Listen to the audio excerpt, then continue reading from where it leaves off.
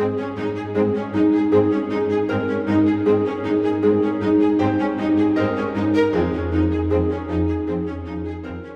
everybody. I am James Chandler, and I'm a neurosurgeon who specializes in the treatment of brain tumors. And I'm Roger Stupp, an expert neuro-oncologist. We serve as co-directors for the Northwestern Medicine Blue and G. Malnati Brain Tumor Institute. Despite the challenges and tribulations of this past year, we remained steadfast in our dedication to advance patient care, facilitate innovative research, and train our next generation of scientists and clinicians. Thank you for joining us for this brief update on key activities and accomplishments of 2020, many of which were made possible through your generous contributions and support.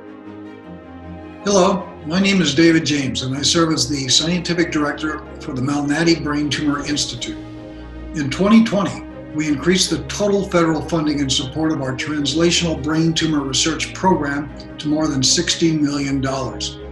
Many of the awards associated with this level of federal funding were made possible through preliminary research that was supported by MBTI Philanthropy, and we are extremely grateful for this support. 2020 was also a year in which we achieved clinical trial testing of 3 novel brain tumor treatments that evolved from projects funded by our $11.5 million Specialized Program of Research Excellence Grant, commonly referred to as a SPORE grant, which was awarded by the National Cancer Institute. SPORE grants are only received by programs having breadth and depth in laboratory-based research and innovative clinical trial approaches for treating brain tumor patients. Our SPORE research accomplishments were shared with investigators from the 5 additional U.S. institutions with active brain tumor SPORE grants, while we hosted the annual Brain Tumor SPORE meeting at Northwestern.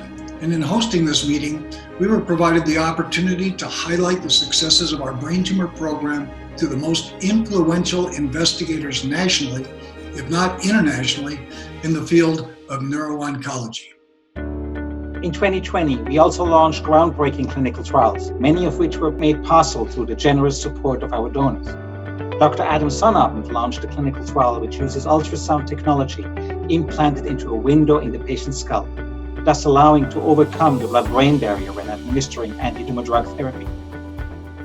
Doctors Derek Wainwright and Remus Lucas launched a clinical trial of a novel combination immunotherapy that seeks to modulate the patient's immune system and to block one of the escape mechanisms tumors normally use. These are just 2 examples of the large clinical trial portfolio translating bench research to the patient's bedside. This past year, the Malnati Brain Tumor Institute also refreshed and expanded our advisory council, and we were proud to welcome several new members for 2021. We would like to express our deepest gratitude to our members, with special thanks to the co-chairs of the advisory council, Bill Evanoff and Diane Reich. Their ongoing involvement and dedication propelled us to achieve measurable progress in all aspects of the brain and spine tumor program. We are deeply grateful for your support of the Malnati Brain Tumor Institute. Your generosity accelerates all what we do to provide life-changing and life-saving treatments for our patients who entrust us with their care. We end this message by sharing a story with you about one of our patients, demonstrating our ongoing commitment to provide state-of-the-art clinical care to patients with brain tumors.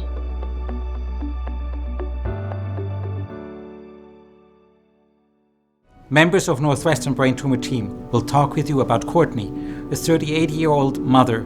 Courtney's husband brought her to the emergency room after she had a seizure. An MRI revealed a lemon-sized mass in her right brain, and I saw her in the clinic the day after she was discharged from the emergency department.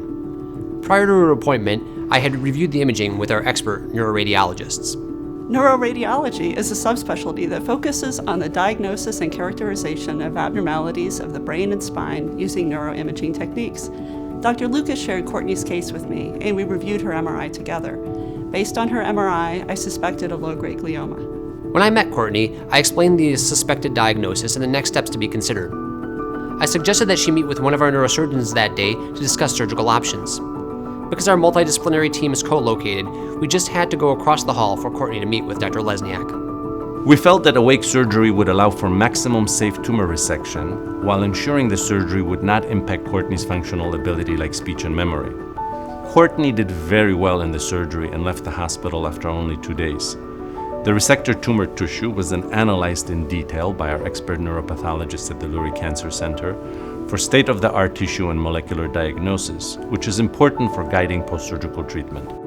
The Neuropathology Division at Northwestern Medicine is a world leader in brain tumor diagnosis, including the use of next-generation sequencing.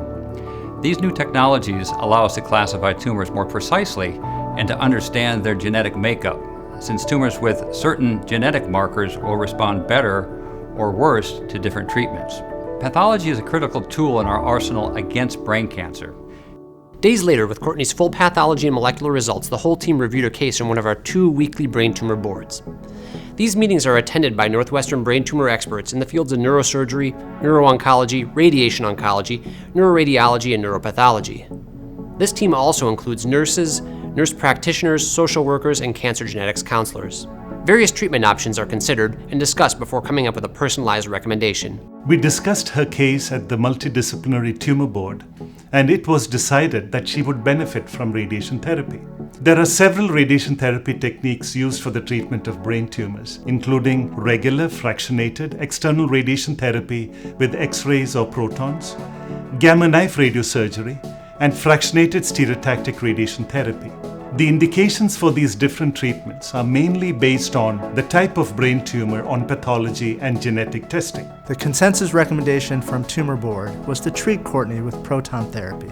Proton therapy is an advanced form of radiotherapy that treats tumors with a precise dose of radiotherapy that conforms to the shape of the tumor with the goal of reducing the risk of side effects and damage to surrounding healthy tissues.